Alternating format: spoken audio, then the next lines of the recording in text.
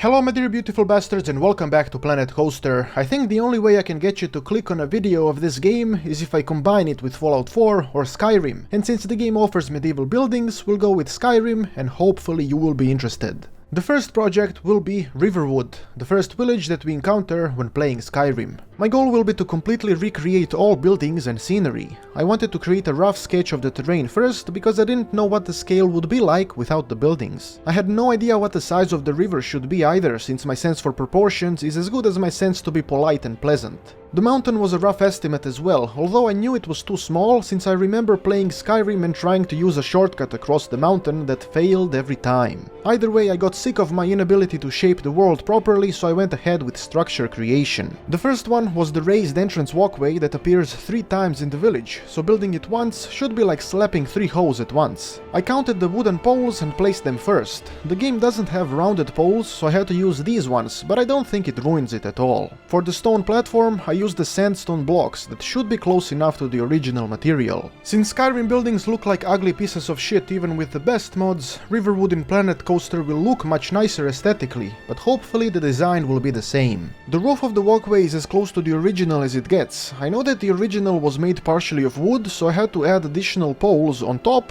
and on the sides. Placing these was a bit odd. I can't seem to get used to the mechanics here. You can either build a building or add decorations, and the controls and rules are different for both. I placed a small stone arch at a tunnel to make it seem a bit nicer, and then saved the entire thing as a blueprint. The blueprints are a very cool thing, and I curse the gods for not having that in Fallout 4. I actually almost forgot to build the stairs that are located on the side. I used an angled wooden pole to create supports for the stairs, and then added the stairs by using a wooden plank. I also needed the horizontal supports under them, and what I built wasn't the same as the original, but later I came back and fixed it. I had no idea I would be learning about structural integrity from this project, but I guess that's what makes Skyrim so great. Even after all these years, it hides secrets under the stairs. Next thing on my mind was the bridge that connected the little island with the rest of the village. I didn't really need to do this now because adjusting the details of the terrain would be best later once all the buildings are there, but I did it anyway. I made the edge smooth on both sides, repositioned the walkway, and then added the bridge that was an existing scenery item in the game. I think that I should mention that it is possible to build a fairly accurate bridge out of planks, and then save that as a blueprint.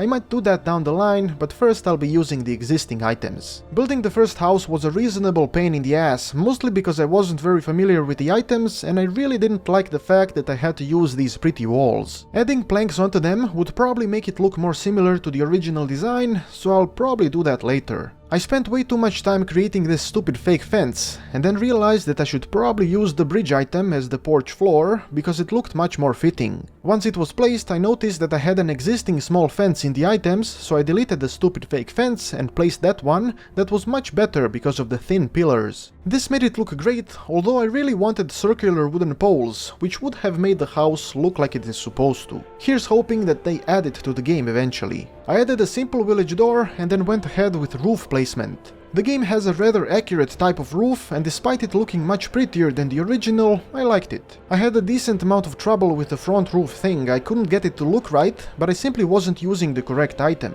I needed a small roof block that easily created what I wanted. A couple of extra wooden poles were added, and that was it for the roof. At least for now. I added some supporting pillars on the sides and saved the design. Later I realized that the proportions were wrong, so I extended the house 1 block on the side and just copied the parts to finish it.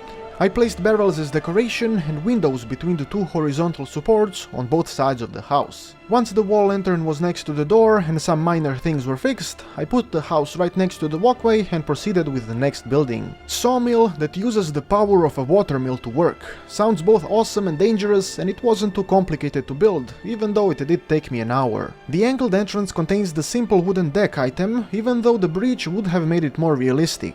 I'm pretty sure I'll create my own platform made out of planks and just overlay it all over the place, but this will have to do for now. The roof here is the same as on the walkway, and I'm aware it isn't angled properly. The proportions seem a bit too wide compared to the original building, but I don't think it matters too much. It still looks very similar. I added the extra space on the side where the logs are and then started working on the log slide. It is pretty simple, just a bunch of planks angled to create a slide and then copied until the end of the building. I put these extra planks on the sides to add the sense of support, otherwise it would seem like the slide is supported by magical forces, which isn't the case here. I put this wheel here that acts like a rotor that moves the saw blade and placed logs on the side. The game doesn't have classic logs that would have been perfect here, so I had to use this dead tree. Looks kinda stupid, but I think it serves its purpose. I saved the blueprint and then sculpted the land so the water wheel is in the water and the rest of the building fits into the design. That's it for now. It took me longer than 2 hours to build these 3 structures, mostly because I was still unfamiliar with the building mechanics